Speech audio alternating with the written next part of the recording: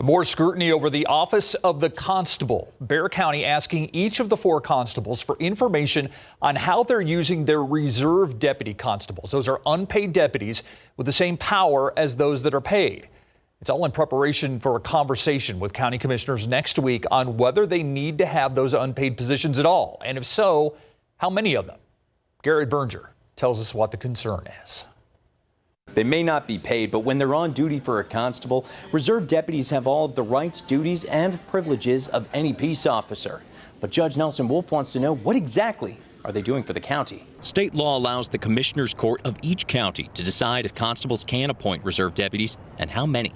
Bexar County allows it, but Judge Wolff is wondering if that should continue. Why do we need them, and are you using them, and how are you using them in the public interest? If you're just appointing someone for the glory of it, that's not what the statute says it should be for. Precinct 3 Constable Mark Vodovich says he has 11 reserve deputies to supplement the 15 paid deputies.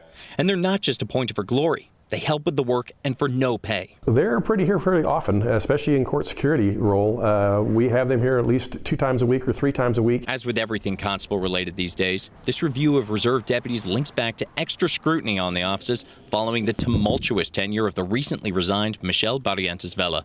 She was actually a reserve deputy in Precinct 2 before she became its constable. So it gives them some status, and obviously she used that status to run for constable, and then we all saw the consequence of that. But Vodovich said the reserve deputies shouldn't be painted with a broad brush.